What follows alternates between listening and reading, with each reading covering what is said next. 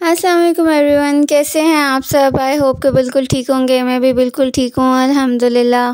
तो जी आज हमारे घर में बन रहा है दाल चावल, और दाल चावल के साथ कटलेट्स ना हो ऐसे हो ही नहीं सकता। कटलेट्स और फिर सैलेड और फिर रायता, ये सब चीज़ें तो बिल्कुल मस्ट होती हैं दाल चावल के साथ।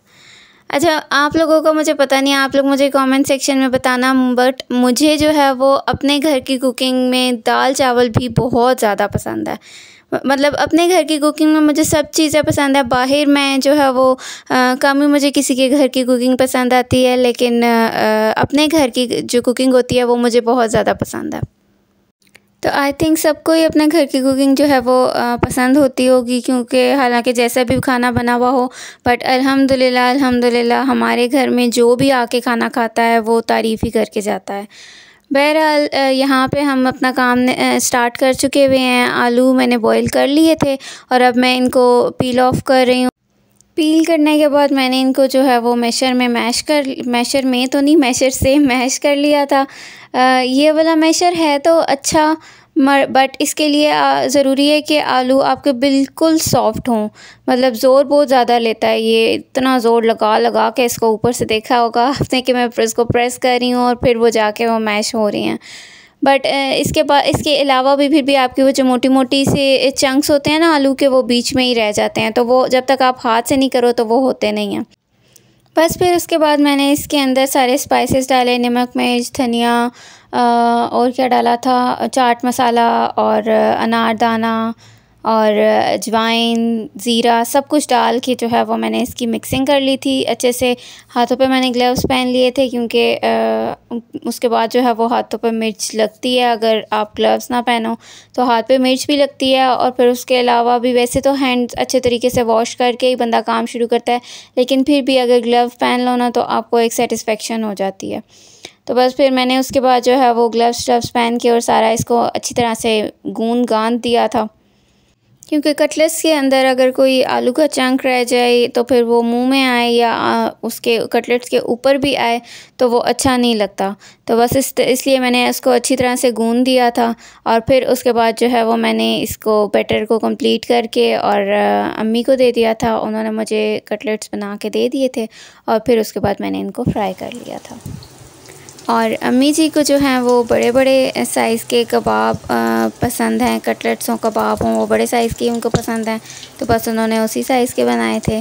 तो ये है जी हमारे कटलेट्स की फ़ाइनल लुक। बस फिर उसके बाद जो है वो मैंने रायता बनाया। आज मैंने जो है वो सिर्फ़ खीरा और प्याज डाल के ही रायता बनाया था, ब्लैक पेपर और ज़ीरा डाल के, और बस रायता हो गया था हमारा रेडी। और सैलेड के लिए जस्ट प्याज काट लिया था, क्योंकि खीरा जो है ना आजकल वो सही नहीं आ रहा है। बीच में से टेस्ट उसका किसी का ख़राब होता है, किसी का बज़ाहिर बिल्कुल ठीक ठाक होता है, बट अंदर से उसका टेस्ट ऐसे ना जैसे ख़राब हो। तो उसको फिर चेक करके और फिर उसके बाद जो है वो यूज़ करना पड़ता है। तो फिर इतना ज़्यादा एज ए सैलेड नहीं खाया जाता हमारे घर में, तो इसलिए फिर मैंने रायता ही बना लिया था उसका। अच्छा, आज ना मेरे पास धनिया और पुदीना अवेलेबल था, तो मैंने इसके रायते के ऊपर धनिया भी डाल दिया था और थोड़ा सा पुदीना भी डाल दिया था, तो वो बड़े मज़े का ना टेस्ट आ गया था। पुदीने ने स्पेशली बहुत अच्छा टेस्ट दिया था। और हमारे यहाँ पे फ्रेश जो है वो अवेलेबल होता नहीं है धनिया पुदीना, तो इसलिए कम ही हमें यहाँ पे मिलता है। तो बस इसलिए आज अवेलेबल था, तो मैंने कहा चलो मौके से फ़ायदा उठाया जाए। तो वो बड़ा प्यारा ना दही के अंदर ग्रीन ग्रीन सा भी, और उसका टेस्ट भी बड़ा अच्छा सा एक मज़े का आ गया था। बस फिर उसके बाद जो है वो राइस का और दाल का काम स्टार्ट हो गया था। प्याज का तड़का बना के और उसके अंदर पानी डाल के मैंने जो है वो राइस को दम कर दिया था, और फिर उसके बाद जो है वो मैंने दाल को बॉईल कर लिया था।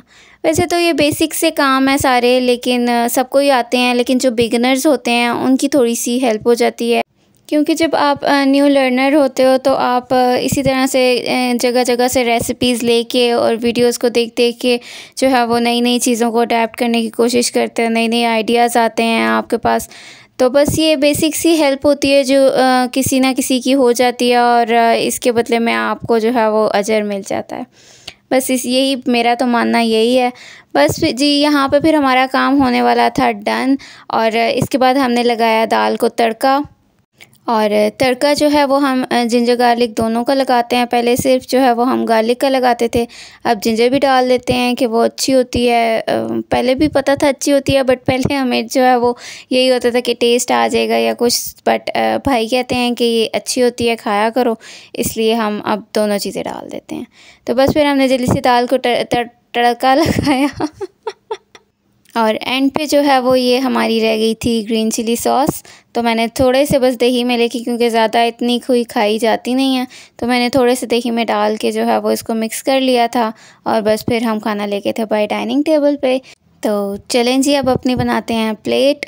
और यहाँ पे मैंने एज़ यूजुअल अपनी प्लेट पे सबसे ऊपर ग्रीन चिलीज़ भी डाल ली थी, और जो मोटी लाल मिर्च होती है वो भी मैंने डाल ली थी, और प्याज एज ए सैलेड, और चटनी, रायता और कटलेट, सारा कुछ डाल के मैंने अपनी प्लेट बना ली थी।